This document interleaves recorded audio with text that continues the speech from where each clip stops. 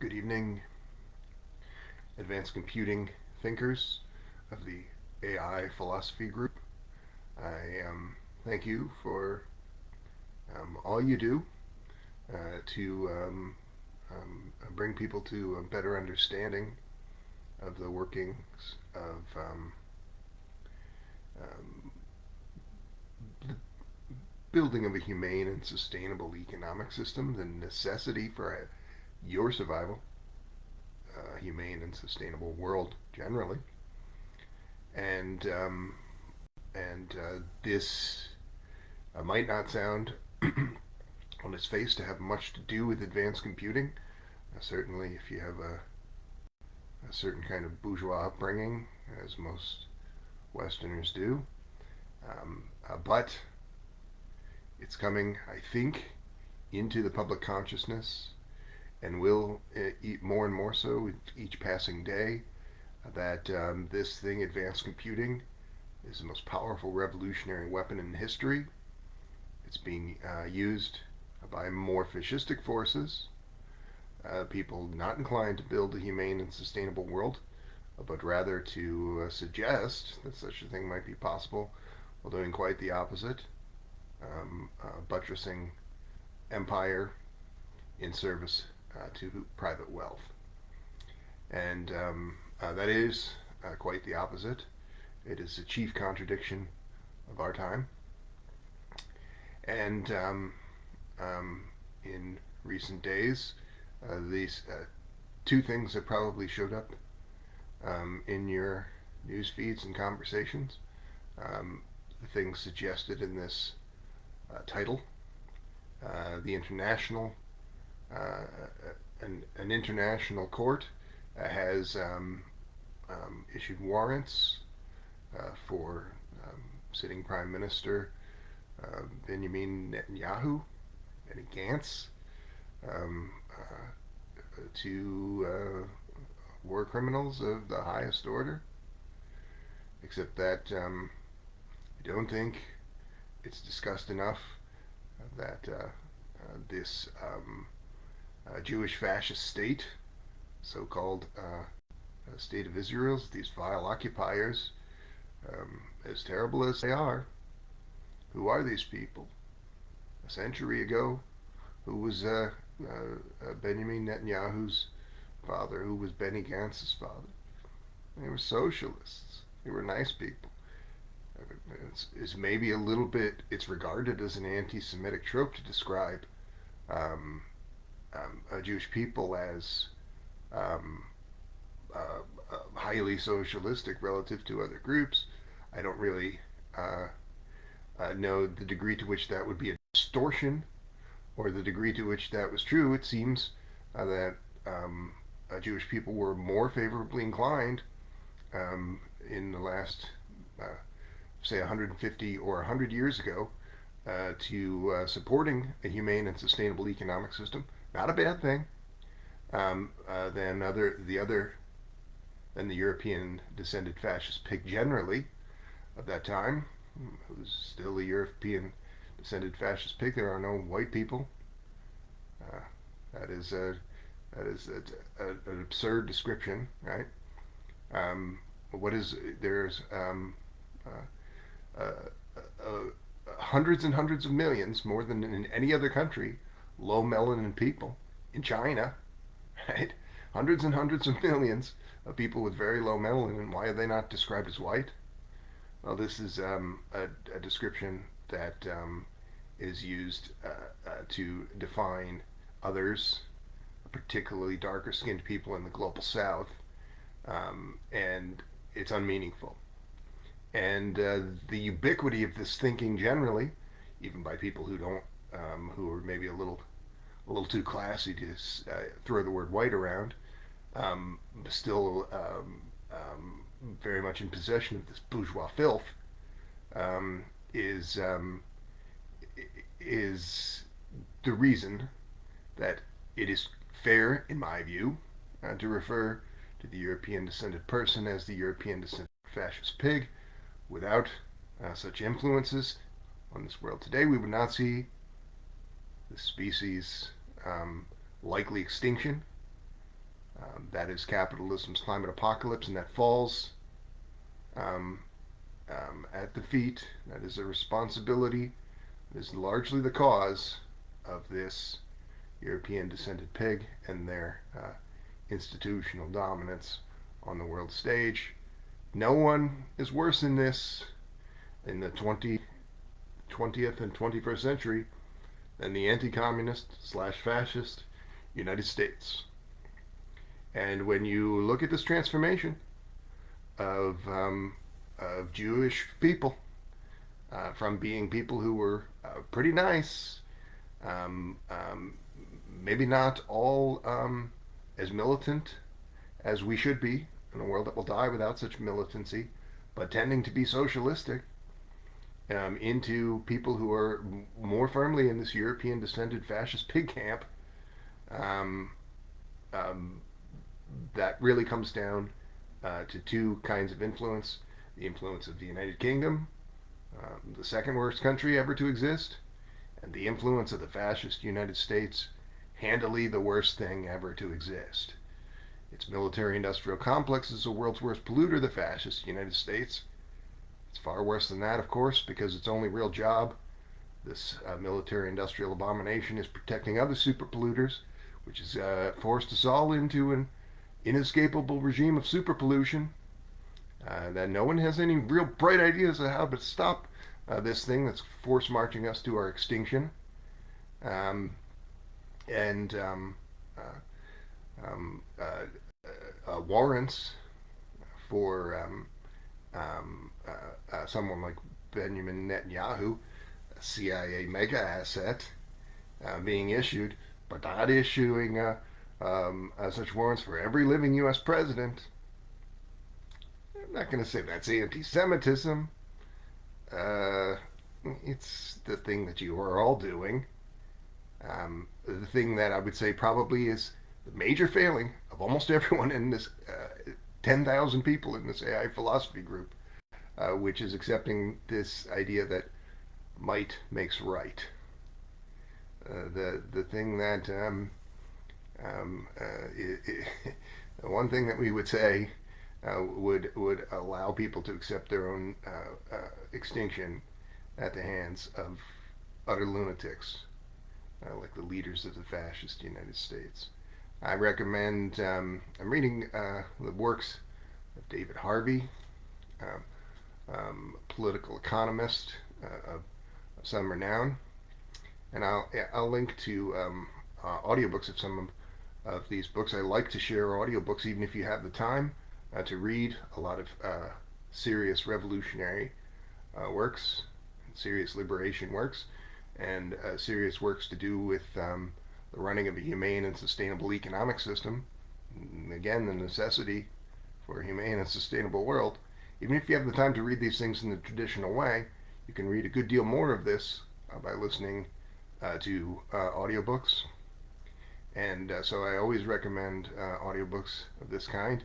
And the last of these kinds of shows not posted to the AI philosophy group, I talked about a book, AI Snake Oil, um, that I read recently. I didn't share a link to that or any information about that in the descriptions for the reasons that I said. While it's a good analysis for people who are particularly interested in advanced computing philosophy and understanding the failings therein, it is not written from this point of view of using advanced computing, the most powerful revolutionary weapon in history, to build a humane and sustainable economic system in the 5 years that we have left before runaway overheating makes human extinction a near certainty in the decades to follow. It is not written from the cyber communistic perspective. It falls short of that. And so while I'm sure the writers of this book probably don't beat their children, I'm not going to be sharing their content.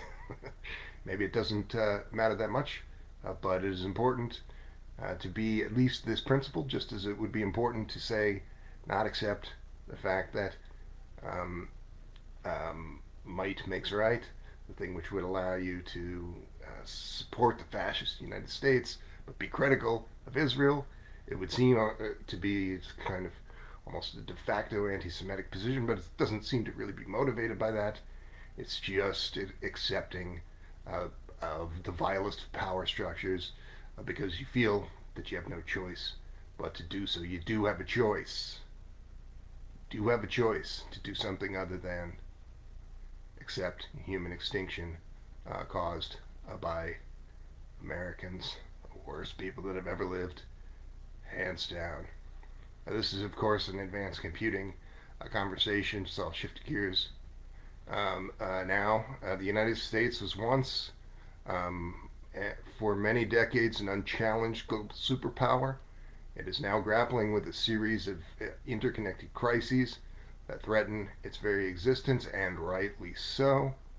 The decline of the U.S. hegemon, and as the title suggests, coupled with yet again another bursting of an AI bubble, which seems to be occurring now, should, in your mind, draw into sharp focus these limitations that I have already alluded to of capitalistic and fascistic formations and institutions, and the urgent need for the radical transformation of our economic and social systems. The decline of the U.S. fascist empire is not something that happens overnight, and it is a multifaceted phenomenon which cannot be discussed without an intellectually honest and therefore intending to be Marxist-Leninist a conversation about historicity, economics, and geopolitics. Uh, the um, the time after the Second World War saw the United States emerge as a dominant global superpower, primarily, more perhaps than anything else, because of their willingness to do the thing that has proved to be their uh, downfall, or will ultimately prove to be their downfall, particularly in the years leading up to 1945, spending the equivalent, adjusting for inflation, of about $1 trillion building a nuclear weapons for no real reason other than to use them on civilian populations like those of Hiroshima and Nagasaki, a country that those targets were chosen pretty specifically because the rest of that country had been firebombed. The fascist United States killed the bad fascist of that time.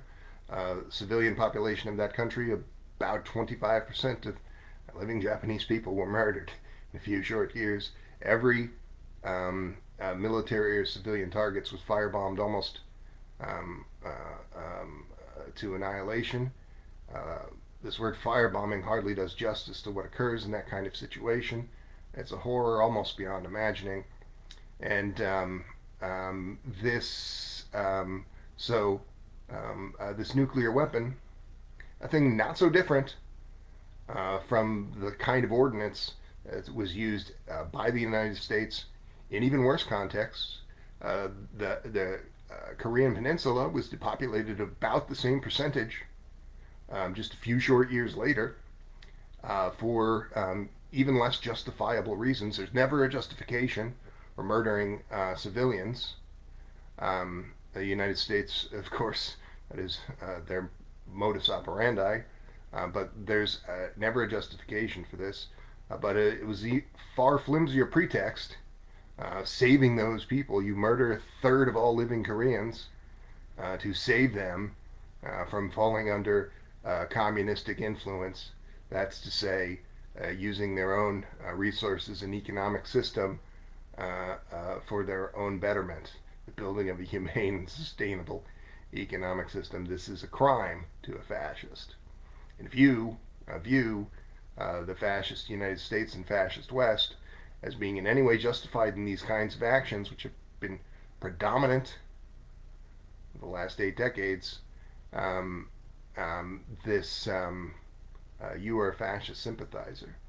And this $1 trillion a year expenditure was seen by people who were shaping these things, who were seriously, who were not just propagandized, as a necessity to bring the Soviet Union, um, an emerging superpower at that time, to heal and bring the world more into alignment with a fascistic U.S. empire, and all of this in service again to private wealth. So the this willingness to spend many trillions of dollars on things quite horrible. The word horrible doesn't do it justice. As being the shaping force behind U.S. governance for the better part of a century. And this House of Cards is beginning to quite visibly collapse. We're seeing the erosion of the dominance there. This having roughly 50 to 60% of all U.S. federal spending spent on the military-industrial abomination is not a viable way to build a civil society. So the United States economy has been plagued by declining industrial capacity, rising inequality, and other such symptoms that have been barely addressed, and largely when they are discussed by the elites, by sitting politicians, and various odious mouthpieces of these kinds, they are discussed in such a way as to blame the victims of that system for the problems that these people are most responsible for creating. Um, the dominance of financial capital in this time frame, um, in contrast to the industrial capitalist system that preceded it, has also allowed for the hollowing out of production and manufacturing, weakening the U.S.'s economic foundations, which had been prior to that time considered to be as good as any in the world. Um, so oftentimes in conversations of this kind, people talk about a political polarization of the United States, which is a ridiculous framing for problems of this kind, because they're generally talking about people, capitalists, liberals, people who say they want some good outcome, but have no interest in fighting for a humane and sustainable economic system. So their desires are purely performative, essentially. And the conservatives, who are utter lunatics, right? What precisely is being conserved in this system? The U.S. conservative and Western conservative upholds the omnicidal force, the United States military-industrial abomination. They uphold the corporations that it protects. So, what precisely is being conserved by people of this kind? Nothing at all. Any person on earth who is not upholding those things would be, by their nature, more conservative than the U.S. and Western fascist sympathizer. This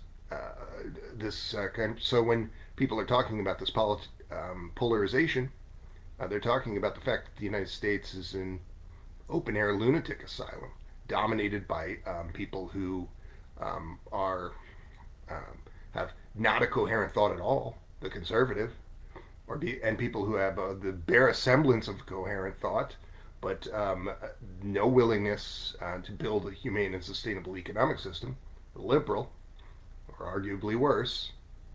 Um, and so there is no conversation about the viable systems, just as there's no conversation about a livable world without centering the fight for the abolition of private wealth and the necessity, the exigency of ending things like the U.S. military industrial complex, the world's worst polluter. There are other culprits there, like fossil fuels. Generally, there's some overlap, such an amount of overlap that it's accurate to say that uh, the fossil fuel interests of these dominant formations and ruling parties and the fossil fuels themselves are the chief culprit behind the omnicide, even though some studies suggest that in a more technical sense, livestock systems might be 51%, that's to say slightly more than fossil fuels, in contributing to the near-term human extinction of humankind. But when you consider the problems of empire, that these things uh, we would have some recourse as to building industrial bases that are viable without the influence of the fascist United States and forces of this kind, Western fascism and corporate fascism generally, um, then it's quite clear that in an ordering of importance, ending the U.S. military industrial fascism, ending fossil fuels to the degree that it's possible, which is a high degree, without causing a supply chain collapse, and then ending this luxury product of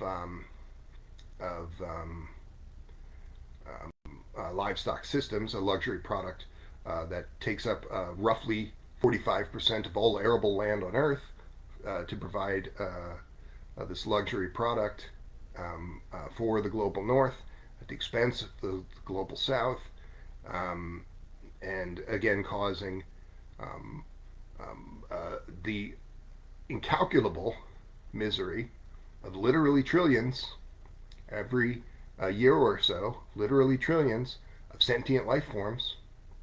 Um, a horror film is your food consumption generally, and but as bad as that is, it would be third on the to-do list of things to build uh, a baseline livable world. Um, the United States military-industrial complex has undoubtedly drained this nation's resources, destroyed its credibility on the world stage, as you see happening now with these warrants for um, which should also be extended to more or less every U.S. sitting politician, um, except for a handful of people in outlying jurisdictions, or maybe somebody like Rashida Tlaib. Everybody else, pretty well, should be hanging upside down from a lamppost already. You said, Ben, Jesus, that sounds like you're suggesting violence. Your planet is dying because of these people. I'm suggesting self-defense. It shouldn't be a controversial position, except that you have this influence of bourgeois propaganda that makes you less inclined to protect yourself from these worst people that have ever existed. The capitalist climate apocalypse, of course, is central to any such uh, thinking or action to redress these issues. Um, it is not inaccurate, I think, to say that the fascist United States and fascist West is the driver behind global warming and the economic system that forces us to accept these effects, near-term human extinction. It sounds almost silly to use a word like effects to describe the annihilation of all in human affairs that has ever been or ever will be. Um, and um, there is no question in this. You can see study after study that shows that the North Atlantic powers, the European descended fascist pig, and the political systems that represent that vile person um, are overwhelmingly responsible for the capitalist climate apocalypse. People in other parts of the world have virtually no footprint. relative to those persons, and more importantly, the institutions that represent their interests. Right? No interests are represented by capitalism's climate apocalypse. It's the whole the whole of Western civilization, so called, is little more than an open air lunatic asylum. This conversation, of course, must turn to advanced computing, the most powerful revolutionary weapon that's ever existed. And but right now, you're seeing something that, like the bad framings and bad fundamentals that I've described, that I've alluded to, that would prevent you from thinking in terms of, oh, how do we stop this political polarization? Um, the same bad fundamentals will tend to corrupt your thinking about such a thing as an AI bubble. I give the example of the 1970s. From 1970 to 1973, many accomplished socialistic cyberneticians working under the mandate of a sitting president of that time, head of state Salvador Allende of Chile. We're building a cyber system, that's to say, building a quite sophisticated technological planned economy, a formation that had it not been destroyed by the fascist United States through its proxy, Augusto Pinochet, would have inspired the world much in the way that scientific socialists had inspired the world in decades prior to build newer and better things, would have inspired the world to build technological planned economies in such ways that we would have already seen people's superintelligence, an AI takeoff occurring, I think, by around the year 2010. And so, when we talk about tech of the United States and the West, we're talking about AI. We're not really talking about technology or advanced computing. We're talking about the thieves of technology and advanced computing, hobbling these things at every turn to build things of little function, save to grow private coffers, to grow financial capital at the expense of not just human dignity, not just justice, not just the material conditions and immiseration of billions, but a livable world itself. Again, an utter fucking open air lunatic asylum is this Western world. And if you push back at that, I'm sorry, you're probably in denial about this, but you are a fascist sympathizer. Um, um, Advanced computing is not provided as a palpable social benefit. By and large, it's used for ridiculous things. Most of advanced computing in the form of the internet, literally, quite literally, most of this is smut. Um, and you can point to so many tech whales, important tech organizations that are contributing far more to capitalism's climate apocalypse than they are to the betterment of any group of persons' lives. It's a defining feature of this. Um, the development of advanced computing has raised these kinds of questions to such a degree that you see these techno-fascistic, tending to be military contractor entities like Google and Microsoft um, um, or Facebook pushing for nuclear facilities, nuclear power to power their um, machine learning consumption, and then scrapping those plans in recent days because of a pushback against this misuse, um, utter misuse of advanced technology and advanced computing. Um, the um, the what is the uh, what is the answer? Right? Talking in quite strong terms about problems. You say, well, then I know that the world is problematic. I've known this my whole life.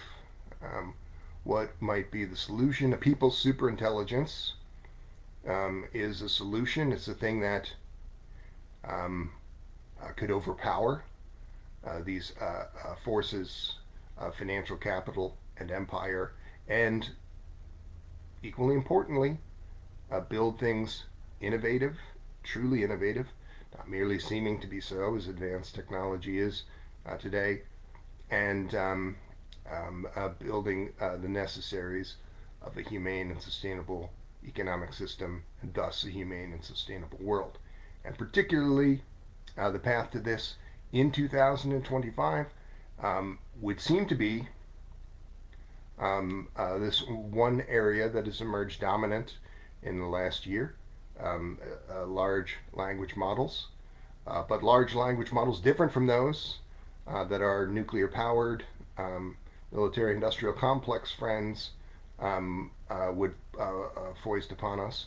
Open source large language models used in quite novel ways relative to what those bad actors would tend to do with them. That's to say, an open source large language model, especially tailored to facilitate a work group that wherein the users, the downloaders of the specially tailored LLM, or a slightly more sophisticated formation that would employ LLMs in a similar way, would be rather enhanced by the fact that these LLM agents are assisting them, which is of interest to you if you want to go from earning $22 an hour to $62 an hour as an IT professional.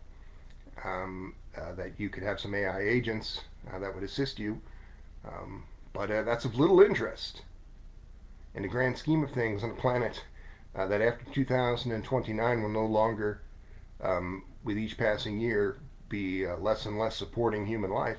It's very little interest that you lived in a nicer condominium or had a little more in the way of indulgences when your species will soon be extinct.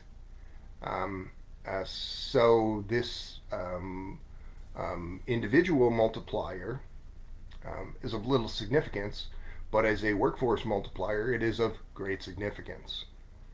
And so this people's superintelligence would be a thing designed to serve the needs of the many, not the few, and most particularly be designed as something that would emerge to challenge these institutions and formations that are responsible for the omnicide in such a way that we could transform the industrial bases before we reach runaway overheating. We can't stop completely the effects of the climate apocalypse. We can't reverse those effects, but we can stop them enough before 2029 that we could avoid a multi-billion person loss of life, or the total, more likely outcome, not a mere multi-billion loss of life, but the total extinction of humankind. I don't think you're thinking very clearly about these things. I know it because when I say to people that for all intents and purposes your planet Earth, which has supported multicellular life for these many years, is being converted more into something like the planet Venus by the malfunctioning of industrial capital, a place that cannot support. That's to say, not exactly like the planet Venus necessarily in every particular, but a place that cannot support multicellular life. And your response is to wave that problem off. The most crucial, crucial consideration of our time, waved off. Again, if this is your habit, you, my friend, unfortunately are a fascist sympathizer.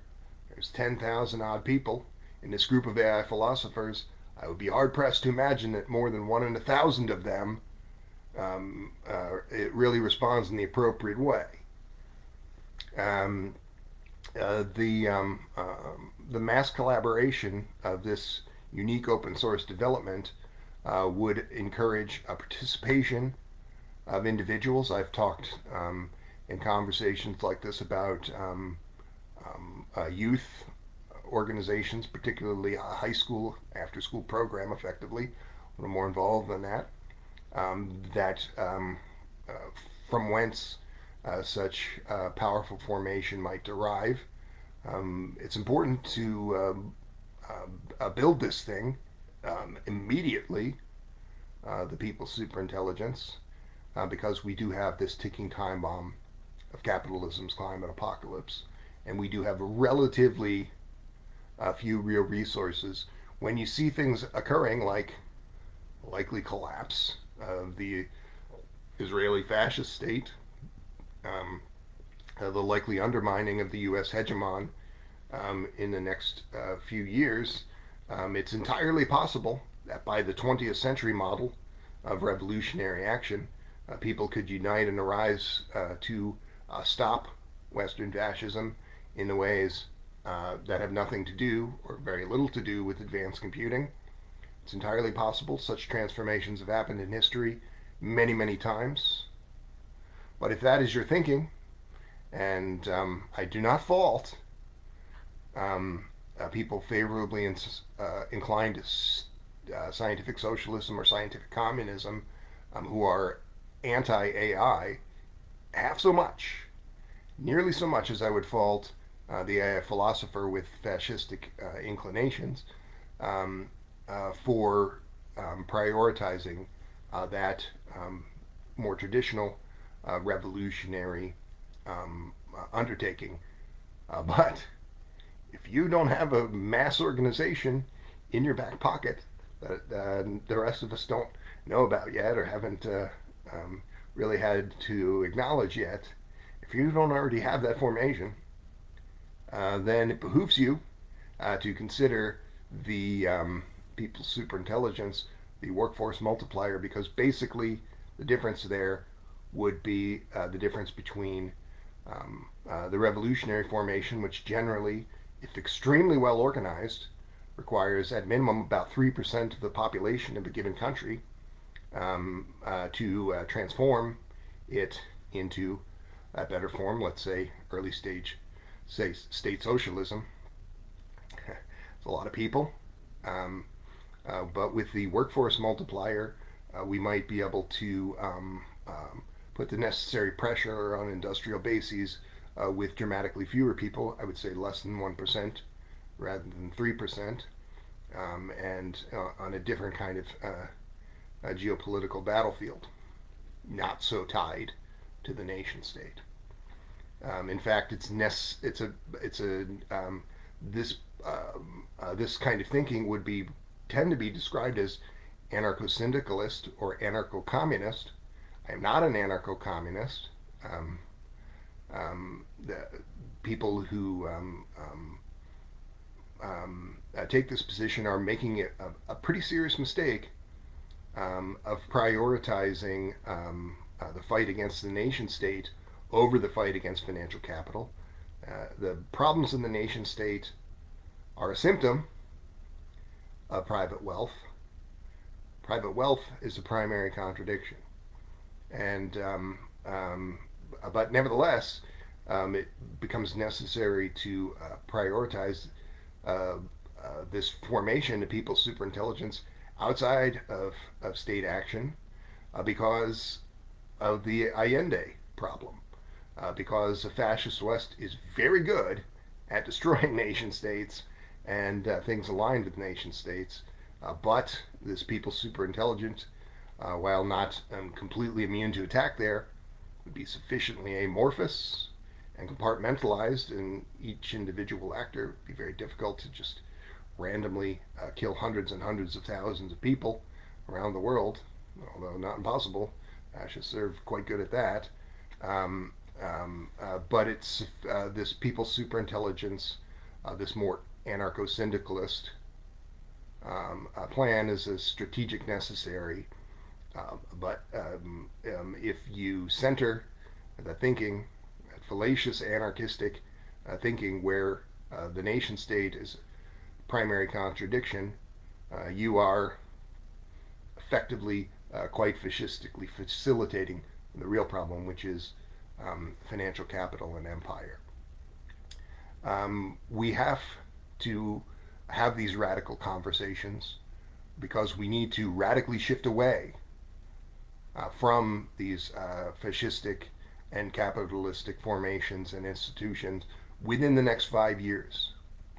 Um, if we are to build a sustainable world, which necessarily requires a sustainable economic system, and it requires things like not just reading garbage about AI in your newsfeed, but reading things like David Harvey and many, many other people like this who, for a century and a half, have written very good works to do with the building of a humane and sustainable economic system. And when you're not focused on these things, like the study of political economy, like the study of revolutionary actions and liberation actions, you are a self-deceived person, as I've alluded to, a person contributing to the problem, even though you say so liberalistically that you want to be a part of the solution, you are unwilling to actually be a part of the solution.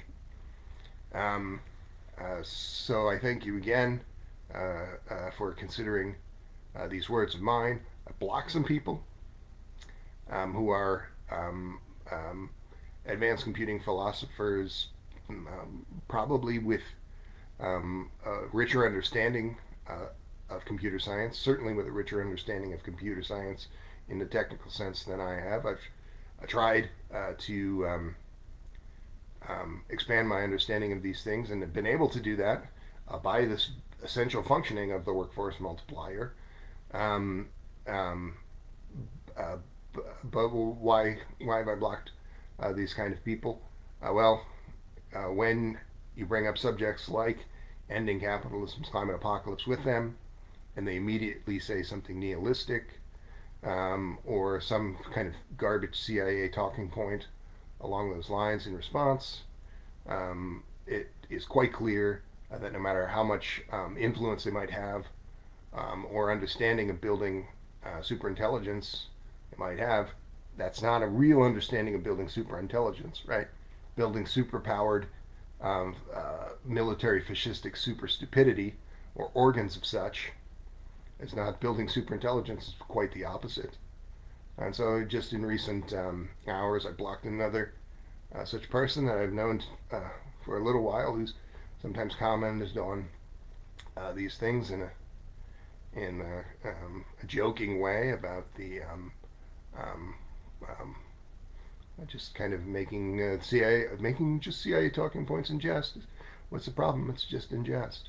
The problem of a dying planet is not a joke.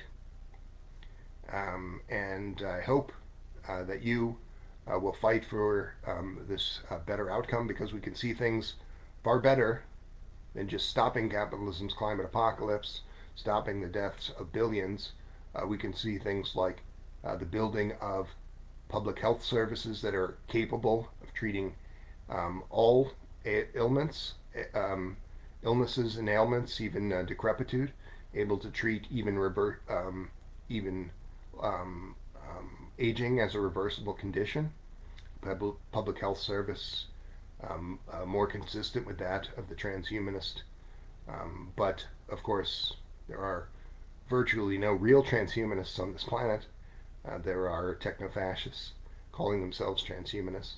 The real transhumanists would be people more like what I've described as a hive mind collectivist.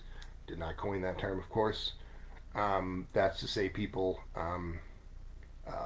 not just upholding financial capital and saying that they want some good outcome to derive from that, not using the trick of trickle down economics and throwing in some just science fiction garbage and telling folks that that is somehow helping the situation when, in fact, almost all of such people are of the bourgeois or of a professional managerial class assisting the forces of the ruling elites.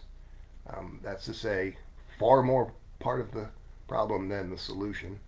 But even this achievement of universal super longevity, a thing that would tend to unite terrestrial folks, although they're not really united because almost none of them, 1 in 1,000 of them, is not actually some kind of fascist sympathizer, a person supporting a financial capital over a humane and sustainable economic system. Even that achievement of radical longevity um, pales in comparison to what we could achieve if we build a people's superintelligence and transform the organizations of into something more of the 21st century. I believe that we could see effects in short order upon doing this thing of building the people's superintelligence, more along the lines of nudging up humankind on the Kardashev scale, which is to say radically different forms of industrial outputs. So much so that I think it's not wrong to repeat this mantra that I like to repeat: the the artificial intelligence singularity is nigh, and wonders to behold beyond imagining. And on that fateful day, you will rise, and all humankind will become as one. For you see, my beloved comrade, very soon, techno communism will win.